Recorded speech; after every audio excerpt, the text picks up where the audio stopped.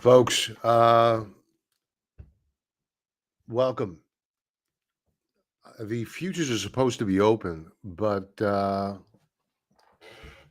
not all open yet. So I'm trying to figure out what's going on. The VIX is trading.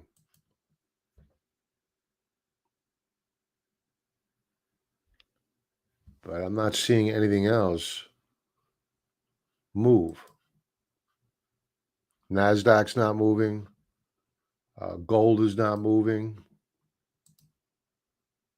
So we may have to do this backward and go to the that's not Sunday. They're not printing the futures with the exception of the VIX. All right, we're gonna have to come back to this. Sorry. I know I'm not sharing my screen, but you're not seeing what I'm seeing. The futures, at least on Thinkorswim, are not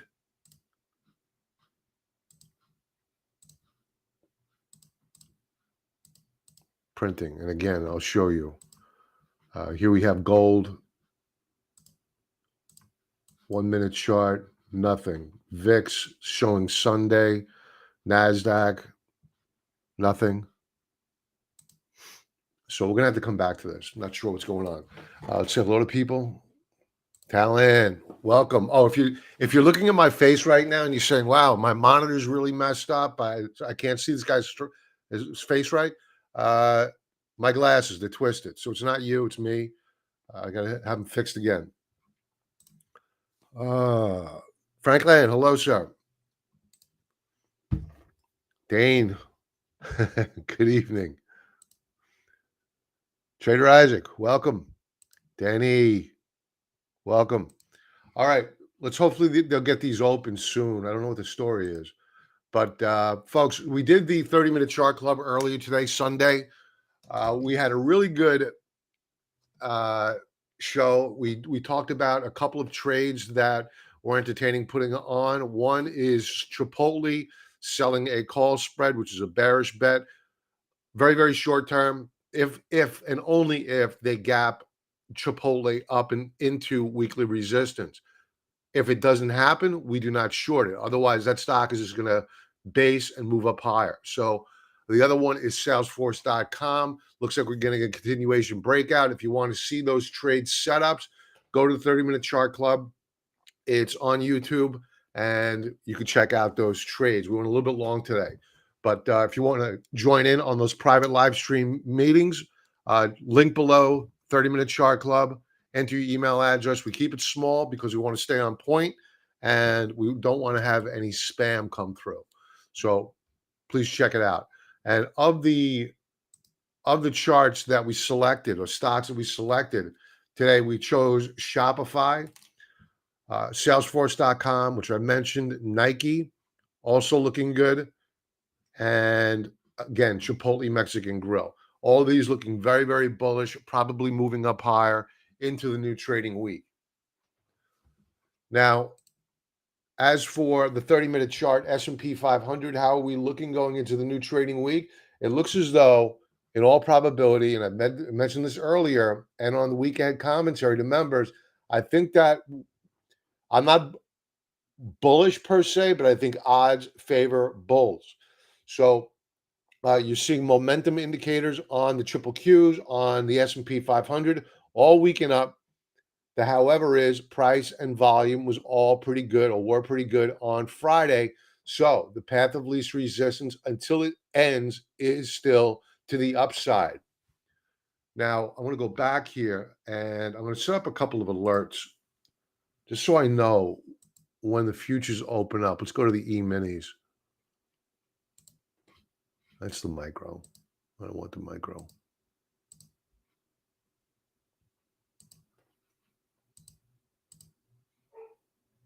We'll do the NASDAQs. It's fine.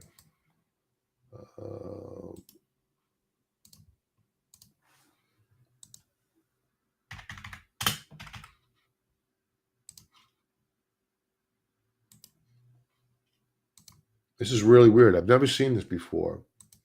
where the futures aren't trading on Thinkorswim.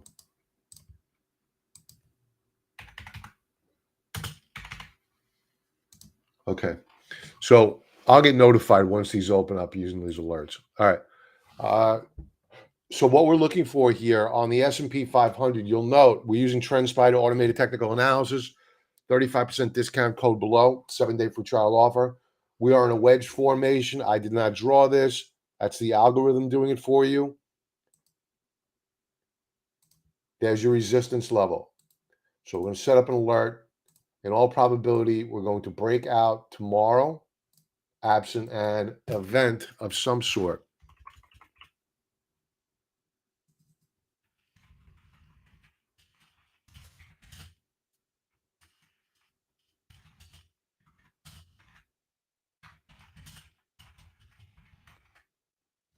Okay.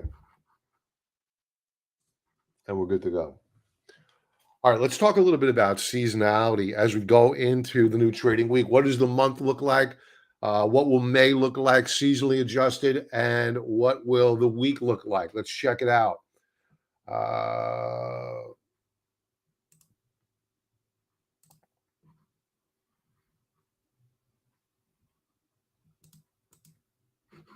right, this is data going back 30 years. April, traditionally, it's tied for the strongest month out of the year, with November being the strongest month. May is also a seasonally very strong month. So we're in a time period right now where very strong seasonal favorables for bulls and not so much for bears. Now, taking a look at a weekly view with 19 years worth of data, going into this week, we're up historically 68% of the time. But what I want to point out here is that the following week, and especially the 2 weeks thereafter, week 19, week 20 of the year, are very, very weak weeks. So this is why we're looking to put on some short trades into any type of a rally this week. So members, we will be taking a look at probably selling call spreads, meaning selling a naked call and then simultaneously buying a call immediately above it. And that way it caps your risk. It caps your reward a little bit too, because you have to pay for that insurance policy, but you reduce your buying power reduction. All right. So that's going to be the game plan. The cues, their options are very, very cheap. Let's take a look at seasonality here. They have a similar setup as to the S&P 500, getting ready for a breakout out of this downtrend channel, very, very short term. In terms of seasonality,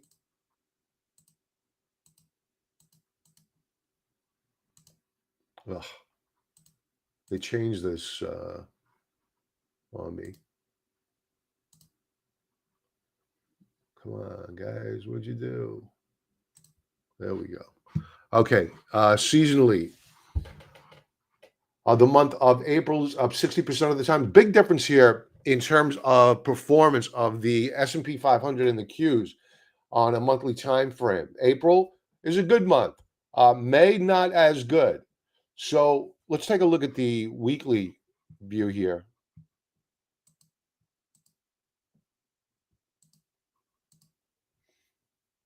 Yeah, and similar setup here for the Qs as we saw on the S&P 500. So this week is traditionally a very strong week. The however is we begin to go into a decline for the next 3 weeks thereafter, and they can get pretty bitter. So get ready. We're going to be looking to short into strength this coming week, getting ready for a correction. And we're due for one right now anyway.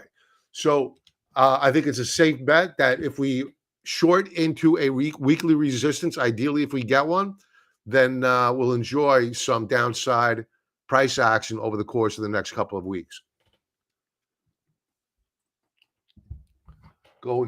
Taking a look at the and I have to apologize for the background image. I know it's annoying. I apologize for it. I have to do something about it. I just don't know what yet. Uh, the chiller PE ratio is just shy of 30, folks. Think about it. Just shy of 30 was still very, very expensive.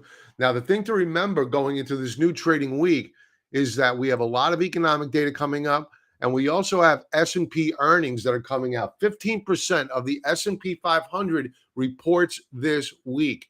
So it's going to be, I think volatility is probably going to pick up a little bit. Even though I think that the markets will probably continue up higher, you may see a skew on volatility flattening out, maybe a little bias to the upside. So reports coming out this week, Coca-Cola tomorrow morning, Tuesday, Verizon, UPS, Halliburton. UPS, we've traded earnings before. McDonald's, 3M. Options are very expensive here. That's because of earnings in all probability. We'll look to trade those.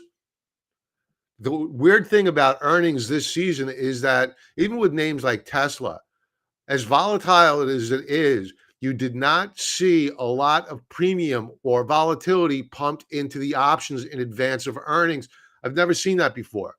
So 3M has a higher IV ranking than what did Tesla going into earnings. Think about that.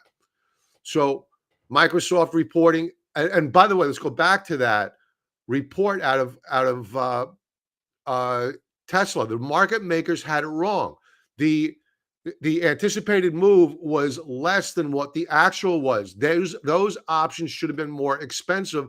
That's why we did not trade Tesla on earnings. We traded after earnings, so we're doing well there, but not before earnings. Not if we're not going to get paid the premium we need to get paid. Now, the big ones coming out this week are going to be Microsoft, Alphabet, Chipotle, Meta, Boeing, all big names here.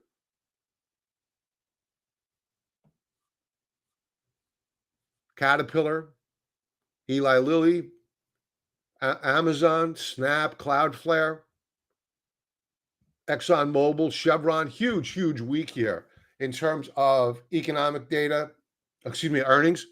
So buckle up, get ready for some volatility this coming week. And in terms of economic data that's coming out, we have not much coming out tomorrow, nothing in fact coming out tomorrow. But on Tuesday, we get the Schiller Home Price Index. We get consumer confidence. On Wednesday, we get durable goods. Those are the items that are purchased by the consumer that last, big ticket items that last, 5 years, 10 years, washing machines, dryers, refrigerators, appliances, things like that. Thursday, GDP for Q1. Initial jobless claims, we get that each week. And on Friday, the Federal Reserve's favorite inflation metric is the PCE index. So expect that coming out this coming week. A lot going on. So it's going to be a volatile week. Now, in terms of threats to the markets, you're going to start seeing and hearing a lot more about the debt ceiling. Out of the Democratic side, you're going to hear saber rattling about how the Republicans are going to try to cheat, rob, and steal grandma out of their Social Security check. And as for the Republicans, they're not going to do much. And how I know they're not going to do much is the rhetoric that's coming out of House Speaker McCarthy in terms of the role of government and what they're going to be able to do here. So let's hear what he has to say for a moment. American debt is a ticking time bomb that will detonate unless we take serious, responsible action. Okay, so here's our plan. In the coming weeks, the House will vote on a bill to lift the debt ceiling into the next year. Save taxpayers trillions of dollars, make us less dependent upon China, curb our high inflation, all without touching Social Security and Medicare. First, we'll limit federal spending. Our legislation accomplishes the same goal by returning the federal government to 2022 levels. And then limit the growth of spending over the next 10 years to 1% of annual growth. Now, second, we will save the taxpayer money. Before we borrow another dime, we owe it to our children to save money everywhere. Our proposal will examine wasteful Washington spending and executive overreach in all forms. Now, third, we will grow the economy so we stop being dependent on China. Our proposal will also restore work requirements that ensure able-bodied adults without dependents earn a paycheck and learn new skills. That will grow our economy and help the supply chain. Okay, so note what he did not say. What was missing from there, for us to vote on and pass a debt ceiling increase, the Senate and the executive branch must agree to reducing our spending to 1% of growth per year, so on and so forth. They're going to raise this debt ceiling, and they're going to allow this president to get away with murder. There's no way that they're going to get these types of concessions when they don't even have the Senate. They're just not ready. They don't have the energy yet to really, or the will to be able to go to war yet. We'll see. Matt Gaetz, Marjorie Taylor Greene, they do. But let's face it, one thing he said here, that we're going to grow the economy. Government does not grow the economy. The private sector grows the economy. The government can get out of the way. They can return taxpayer money to the taxpayer, allow it to be invested, but it's not for the federal government to grow the economy. They are wasteful. They do not grow anything. They're incompetent. So this is going to be a problem for the markets. As much as I know that they're going to raise this debt ceiling, there's going to be somewhat of a battle here. Eventually, the Republicans are going to buckle. They always do. And but between now and then, you're going to see a lot of pressure on the stock market if they believe that a deal is not going to get passed. And right now, you're seeing the U.S. dollar begin to pick up, gain a little bit of strength, despite all the rhetoric out there about how it's being replaced. And ultimately, it will be replaced as the world's reserve currency. But right now, despite all of that rhetoric, the dollar was up last week. So buckle up. This is going to be a problem as we go into not so much May, but certainly, the back half of May, June, most certainly, it's going to be all over the headlines. They're going to be demonized so much on the mainstream media that they're not going to be able to handle the pressure. They don't have the big cojones energy to withstand that type of pressure. So unfortunately, I don't have a lot of confidence, and I want to be wrong. I really want them to. I want to be wrong here. What do I do with my glasses? I lost my glasses. Okay, moving on. So here's our debt. What he said earlier is kind of a joke. So here is our, in blue, GDP relative to inflation. So here's our growth in blue. Inflation trending below growth. That's great. Good stuff, right? The problem is this, is that the debt has skyrocketed. What he wants to do, this is from the Treasury, he wants to bring spending down to 2022 levels. The only reason why we were at 2022 spending levels was because of COVID. COVID was a scam. And now all he wants to do is bring spending down to 2022 levels. What about 2019 levels, 2020 levels? This is outrageous. I mean, for him to even come out and say he wants to bring it down to 2022 levels is laughable. We need to cut down to 2019 levels. Scary stuff. Scary stuff. Let's go to comments. Hello, Jody. Welcome. Hi, Bob. Who's your hockey team? I assume the Islanders. Yes. You have the choice of the Rangers or the Islanders. I'm on the Islanders, so I go with the Islanders. And when I first got into hockey, not that I'm a big hockey person, they had like 3 back-to-back Stanley Cups. It was a dynasty. It was crazy. Maybe even more than that. It was nuts. They were the top dog. Unfortunately, they will. Yeah. Dan Duval, fresh haircut. Me? I guess I did have one last week. Yeah. Thank you. A cut to the increase is not a cut. Correct. That's baseline budgeting. That's baseline budgeting. Republicans are Charlie Brown. Absolutely. Perfect analogy. A cut is going to be spending from 10 to 9. Yeah. Let's cut to 2,000. Yeah. Well, technically you can, because you would crush the economy. We should be cutting a lot more drastically than what we are, because there's so much waste. And you hear this every single time there's a debt ceiling debate. They're going to cut waste, abuse, and fraud. That's usually the line. He changed it up a little bit. So it's the same old thing. Same old thing. You get the same. Nothing new here. I'm rooting for Seattle, but Colorado hasn't. Okay. All right. Let's check back in with the futures. I haven't gotten an alert that fired off yet. They have yet to open up.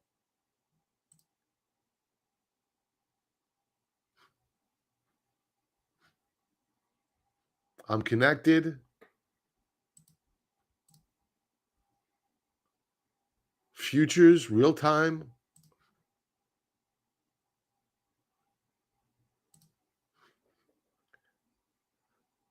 The VIX continues to press up higher. That's the only thing that's open right now. Let's check in with the bond market. Nope, not open. Let's do this.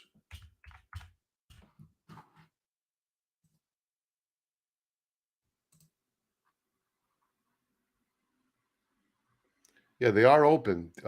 Futures, obviously, with the VIX up, futures are moving down. All right, so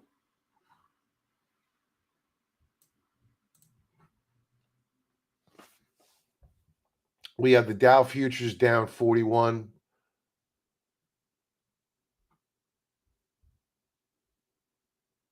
All right, we're going to go with fair value. Actually, so using fair value adjusted for cash close. Applied open is going to be down 31.96. NASDAQ down about 19.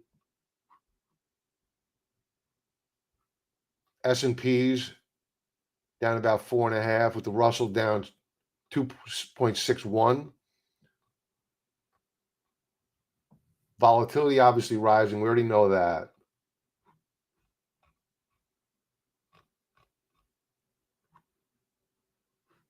All right, so that's what we have right now. We'll check back in a minute. All right, so Bed Bath Beyond over the weekend filed for Chapter 11 bankruptcy. They are gone. Persona non grata, unfortunately.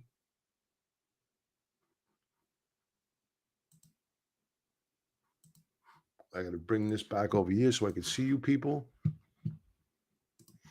There you go. TF Hatter, welcome.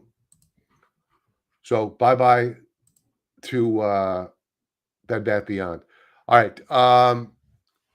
I always credit the people I get information from, and this is from North Star on Twitter. He posts some pretty interesting stuff. And this chart here I really liked. And what this is the S&P 500 relative to an inflation bucket. I don't know what this inflation bucket is, but I'll take him at his word. He posts some pretty good stuff. So S&P 500, we've only seen this pattern several times over the past 100 years. And we're seeing it again now. Again, this is the S&P 500 versus, we'll just call it inflation. And we are breaking down relative to inflation on the S&P 500. And he's right. This is you can call it an ascending wedge formation or a bear flag formation. You don't know until it breaks out or it breaks down. If it breaks down, it's a bear flag setup. If it breaks out, it's an ascending wedge formation. It's resolved to the upside. So interesting. If we break this lower band of support, it's significant. Until that happens, I'm not going to be all that worried about it, but it's just something to watch out for as we proceed forward, especially with the seasonality we just went over. In 3 weeks or 2 weeks, we're going to have two of the most seasonally bearish weeks out of the year coming out for the S&P 500 and the triple Qs. So interesting stuff, I thought. Now, you had another one here.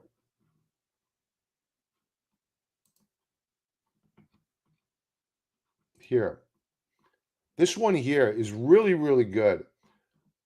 And it got me to look at, and this is his post that got me to look at platinum. So I got to give my credit to North Star 69 on Twitter. I think his handle is North Star. Let me get that right for the guy. Yeah, it's North Star. So relative to gold, platinum is beginning to break out. And this is a beautiful chart. And so I said, you know what? Let's pull up spot platinum and see how it looks on a macro view, because I know it's been in the correction for quite a while. In fact, it was in a bear market. And wow, what a chart. This is a monthly chart. Hit the like for the algo. Yes, please. If you can smash that like button, I truly appreciate it. Thank you very much. I think I'm taking some profit on some of my ELF. Any thoughts? We'll take a look at it for you.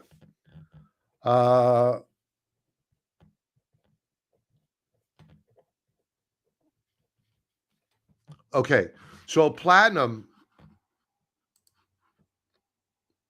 look at this monthly breakout. This is a multi-year consolidation, and now we're getting a massive, massive breakout on platinum. So would I buy it here? No, I would not buy it here, because I think you're going to get a nasty, nasty retrace in the coming weeks, because what we're doing here is, this is now a weekly chart. We have let's throw some lines up here to illustrate what I'm talking about.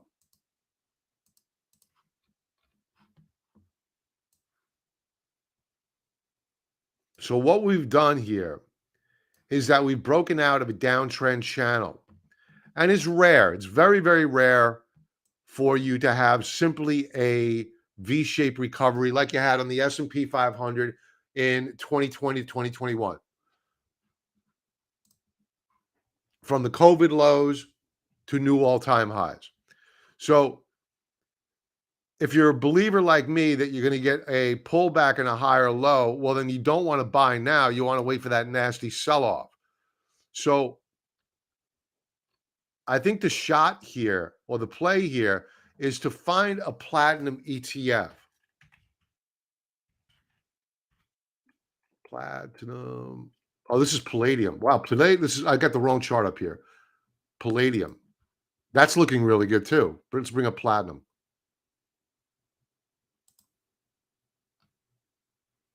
Yeah, look at this. Beautiful. But this has gone too far too fast. So both platinum and palladium are looking really, really good. But you can't buy it here. Not right now.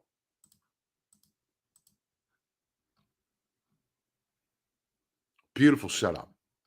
Beautiful, beautiful setup.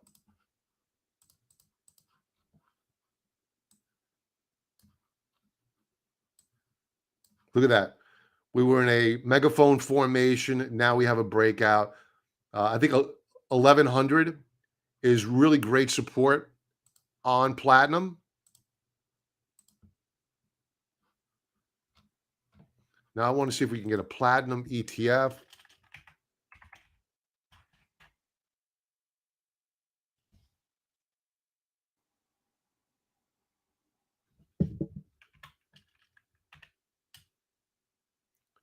I don't see one. What is this?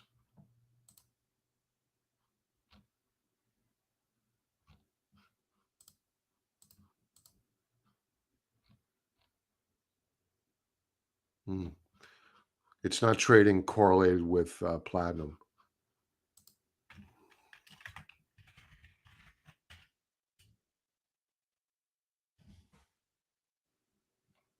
Nothing here to trade off of.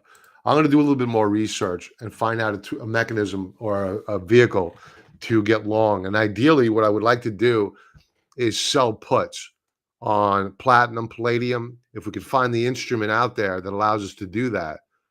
And that way, what we could do is sell premium, sell puts at historical support or where a pullback and a retrace should hold, and trade in the short term that way. If the shares are assigned to us, great. We'll enjoy the upside, and we got it at a discount. So uh, that's my take on platinum, palladium going into the back half of 2023. It sounds like a really, really good story for both of these names.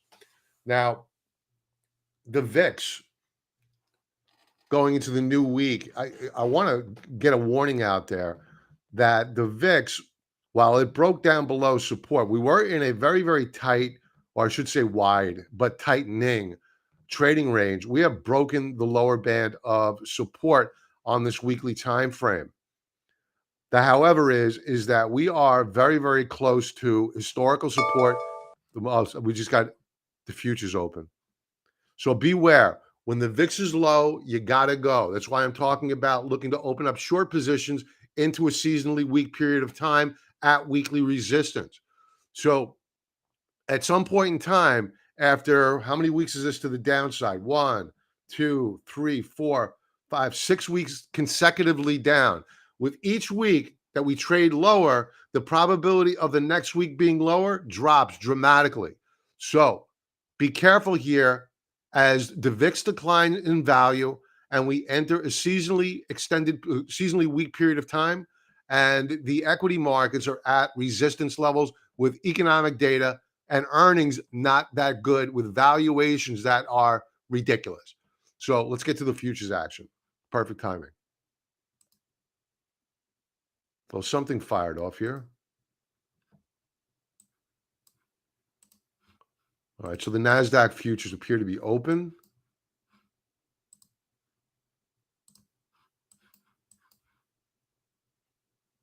They moved. I guess not.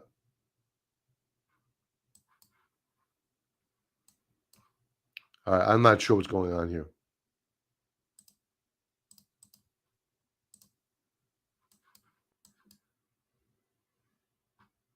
Sorry about that. All right, let's do some chart requests.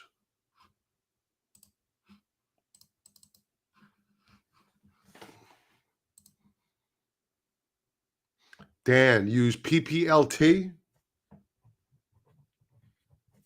PPLT.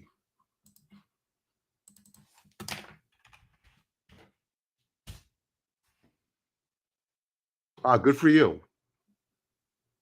Good for you. It's optionable?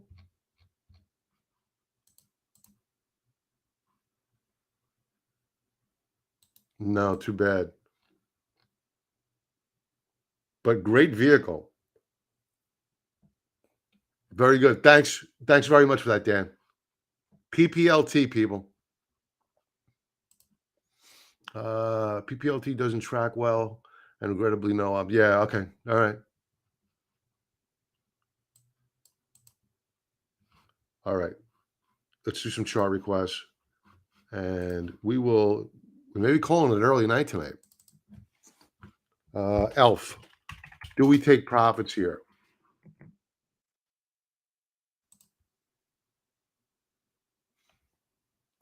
Uh, 1, 2, 3, 4, 5, 6, 7 consecutive up weeks. I'll tell you, the shares are completely under accumulation. A lot of volume in here, but at some point in time, that's going to begin to dry up. So demand is going to diminish somewhat. That doesn't mean there's not more upside here. I mean, it's a beautiful, beautiful chart. Would I be trimming here? Yes, I would definitely be trimming in here. I think the best way to do this is you may want to set up some trailing stop loss orders, maybe a couple of them so you don't get taken out of one, and just let the market take you out. Because what will happen is that how many times have you seen, at the peak, you get this run up and you got this big wick on top of a candlestick, right? Wouldn't you like the market to have taken you out in the middle of that wick, right?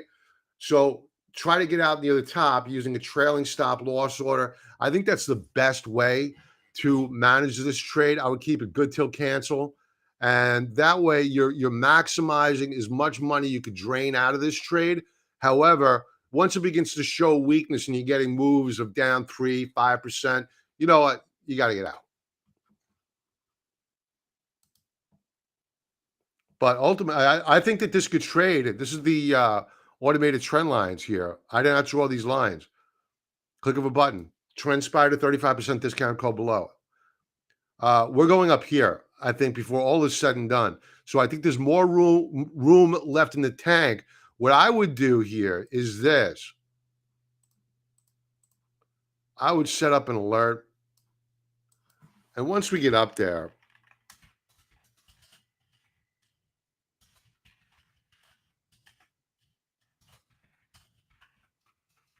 book some profits and take your wife to dinner. That's what I would do here. I mean, 1, 2, 3, 4, 5, 6, 7, 8, 9, 10, 11. 11 consecutive up days. I think it's got more room to run, but you're probably going to get a blow off top here. I would set the trailing stop loss order. If that takes you out first, okay, fine. However, I'd be looking to exit at, where are we saying this again? 101, around there. PRST. Okay. Para. AOS. All right.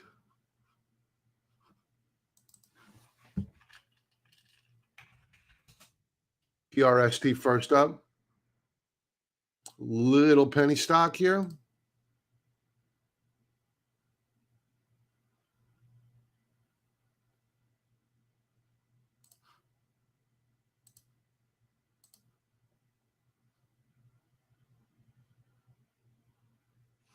Big volume.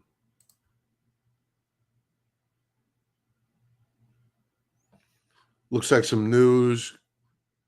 This is a repricing of the stock.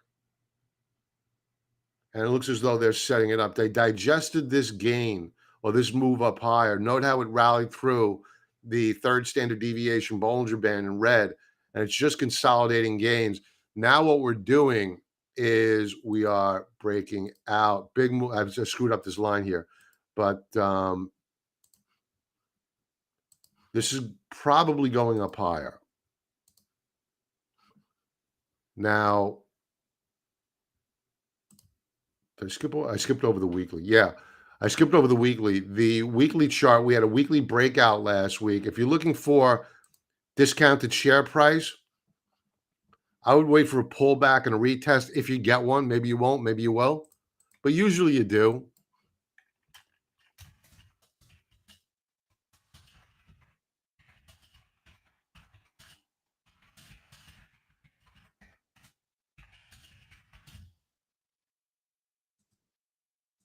Weekly stochastics rising, looking good.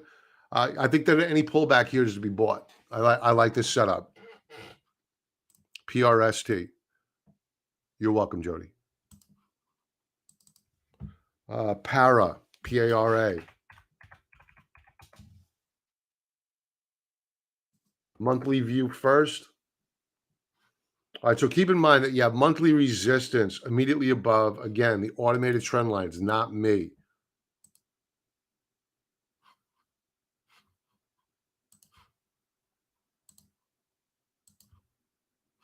Looking good.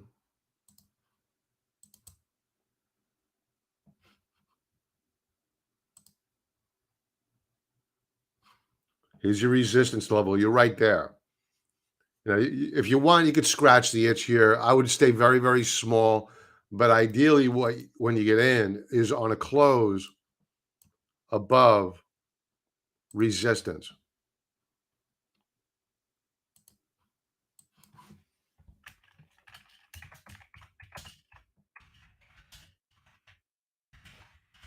One of the questions I'm asked sometimes is when suppose it's a Monday and you get a breakout on a weekly time frame. And I think it's a great question. It shows that they are thinking.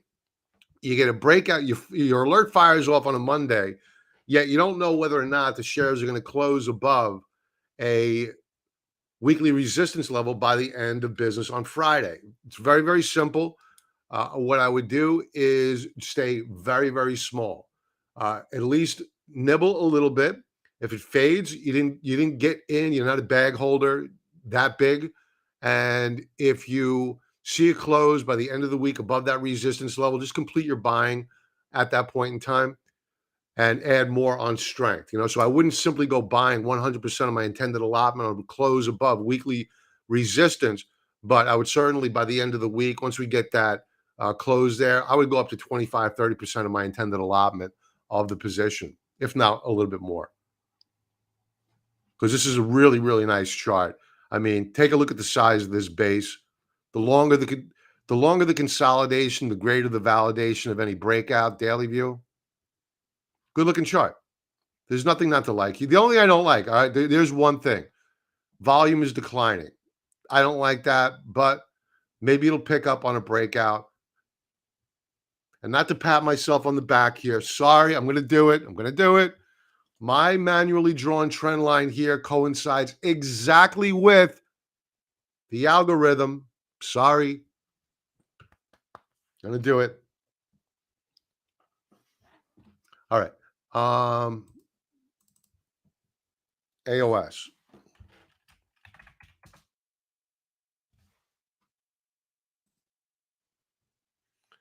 It's a good looking chart. It wants to break out. It's right there, but it keeps getting rejected at $70 per share. I think it's a buy on a close above $70 per share. We had a weekly breakout last week. You want to nibble here? Fine. Stay very, very small. We had a closing breakout last week.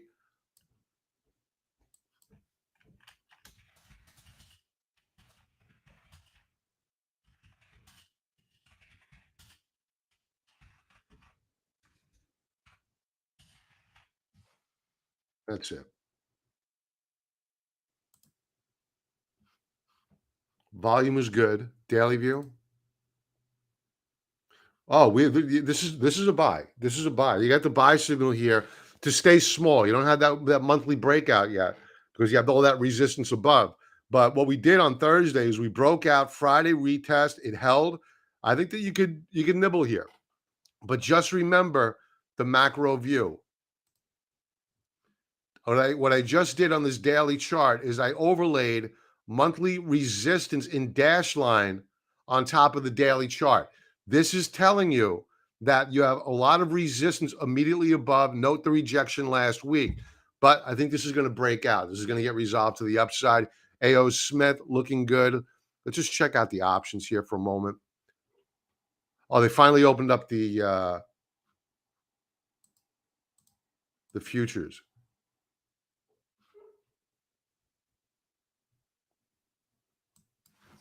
We'll go through these.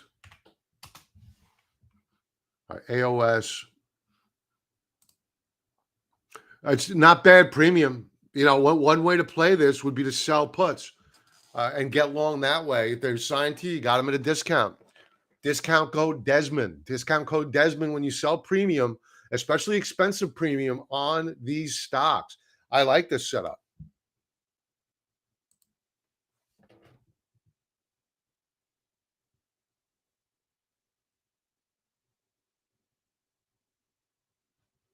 May 19 put at a 65 strike bags you about $1.15, $1.20 in premium.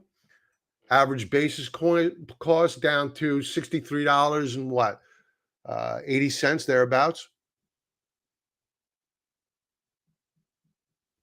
I like that play. AOS. We're probably going to be in this tomorrow. Good stuff. What are the premiums going out to June the 16th? Very, very nice. So members, we will probably be a part of AOS tomorrow. I'll send out an alert. Paul, you are very welcome. Jeff, EXC for Jeff.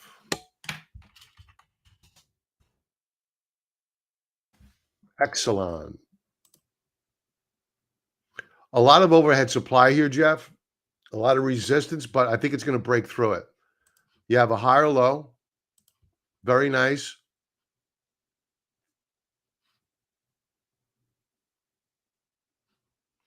You can see over here in dash line on this monthly chart, the algorithm's telling you you have quarterly resistance above at around $43 per share. Weekly view. Very, very nice long consolidation here.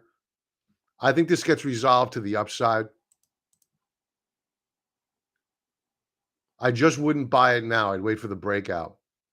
Another one where I would, the fallback position, which is what I always do, is take a look at puts, and you can go near the money. If you're willing to buy the stock now, then you should be willing to sell and at the money or near the money put option, right? So, what are the options going for here? How expensive or inexpensive are they? They're cheap. They're cheap, but you're going to go near the money, and you don't care if you get the shares assigned to you. So going out to May the 19th, these are monthly options. Closing price was $43.22. You go to just out of the money put, you get 60 cents. 60 cents. Basis cost reduction down to $41.40. Take that. If assigned to you. So right now, $43.22, you can get a basis cost reduction if you sell puts. That's my play on it. Until it breaks out. If it breaks out, I buy the common. Great story. I caught myself saying daily view out loud as I changed my chart. That's awesome. That's awesome. I will go back and listen to the 30. Sounds good, TZ. Sounds good. Let's do some futures action. See if they're all open. We know that the NASDAQs are open. Let's go back there.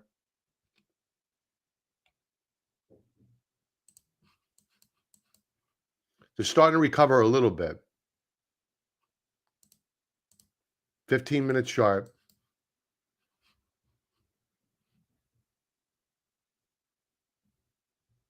I still think we press higher tomorrow. S&Ps beginning to recover a bit. Dow still weak, but holding support.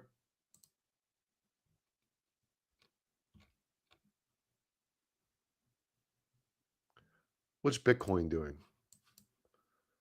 Bitcoin is actually up. Watch Coinbase tomorrow. We were talking about this today on the 30-minute chart club, where, again, for those folks that are not part of it, you want to join in the private live stream, link below, 30-minute chart club.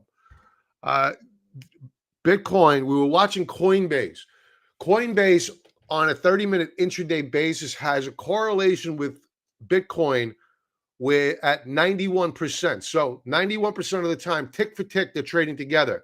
So I mentioned that if at the time Bitcoin was down earlier today, now it's up. So I mentioned if we open down tomorrow, expect more weakness on Coinbase. We don't know whether or not this rally here tonight is going to have legs or not, but we're up nearly a percentage point. That's pretty good. So if we carry through to tomorrow morning, you may see a trade on Coinbase, which has gotten beaten up pretty badly here.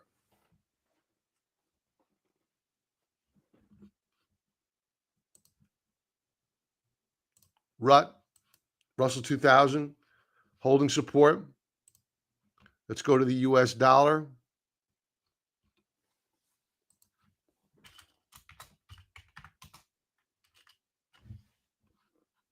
Dollar is lower relative to the close, significantly lower than the close on Friday. That probably means that gold is catching a bid. It is slightly. Let's check out silver. Silver's looking good here. We're up over 1/3%. And all we're doing is we're consolidating and holding this 50-period moving average in purple. So this is a bullish setup on a 15-minute chart.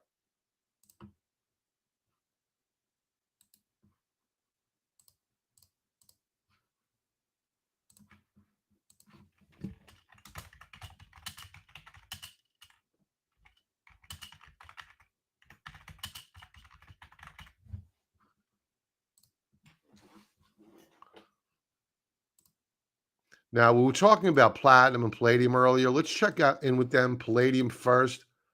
Palladium down at current. Let's take a quick peek at the weekly view.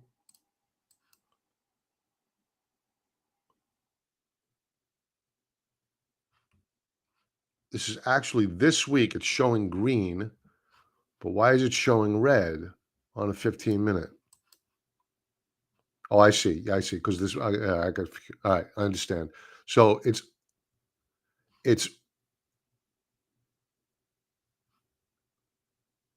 No, I don't understand. We're off the highs of the session. That weekly candlestick should be red, not green. Let's check out platinum. It gapped down. So a little bit of bearish action here at the open on platinum and palladium. Copper. We haven't taken a look at copper in a long, long while. And Dr. Copper is not looking good. Weekly view. Holding multiple support levels, but under pressure. Volume rising. Let's talk about energy. Oil prices took it on the chin last week. And in fact, they had a weekly breakdown. We had broken out the week of April the 3rd, consolidation retest on during the week of the 10th. Last week, breakdown. Nasty, nasty stuff. At current, we are down so far on the session, but we're off the session lows. Home heating oil getting rocked, which is good for me. Nat gas down on the session. What did it do last week? It was up last week. It broke out.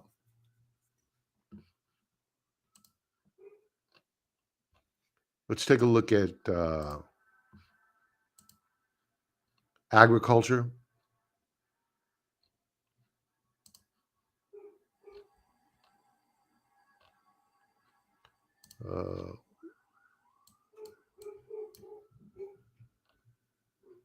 Corn.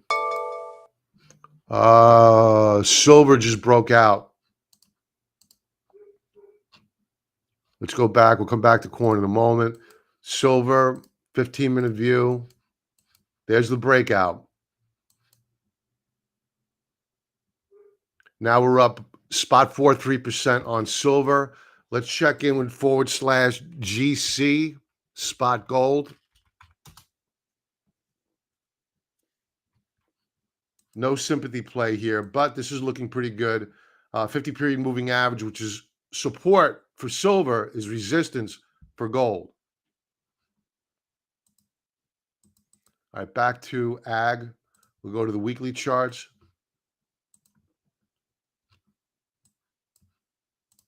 Wheat, hammered, downtrend, bear market, call it whatever you want. This is a no-go zone for longs. Don't buy this stuff. This is going lower. Corn, bearish key reversal bar. Watch this lower band of support at around 1647.70 a bushel on corn. If that breaks, you're going to see a deluge of selling here. Soybean, wrong one. Sorry.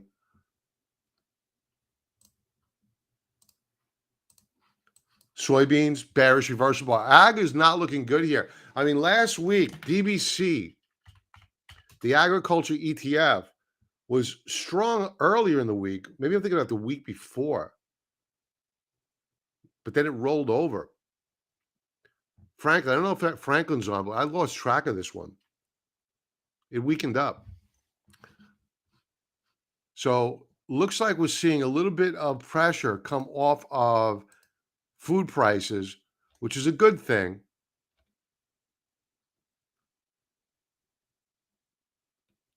Trying to find protein, either cattle or hogs. That's feeder cattle. That's still strong. A DBA? What's DBC? What's DBC? DBC. Oh, that's the entire commodity basket. DBA. You're right, Franklin. Thank you. I didn't realize it did a reversal bar last week.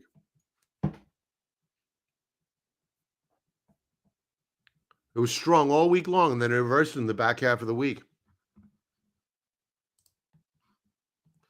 All right. NASDAQ here. This is only a 1-minute chart, but you can see what they're doing. They're getting ready to bid this up. Yeah, we'll go back to the 1-minute chart.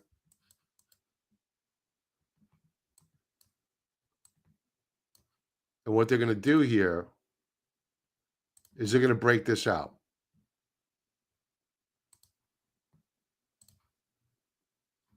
VIX coming in. Yields are moving up higher. They just broke out the NASDAQ just now. For those day traders out there, I'm using a 1-minute chart, getting all excited.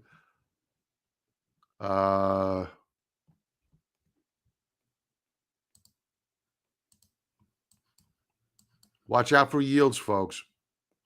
Threatening to move up higher. And I do believe that is all she wrote for this week. Here, live cattle futures. Still very strong. Very, very strong. They could break, though. All right, folks. Thanks for being here. And please subscribe to the channel, like, and do you know the deal. TrendSpider 35% discount code. Use the link below. If you want to be part of the 30-minute chart club, please head on over. Use the link below. Get invited when I do these shows, usually on the weekends. We hate spam too. And also, for those that are new to technical analysis, I have a 5-part video tutorial linked below on my top 5 favorite candlestick patterns. Free. Take advantage of it. Everybody have a profitable trading week. Thanks all for being here, and have an awesome night. Be well.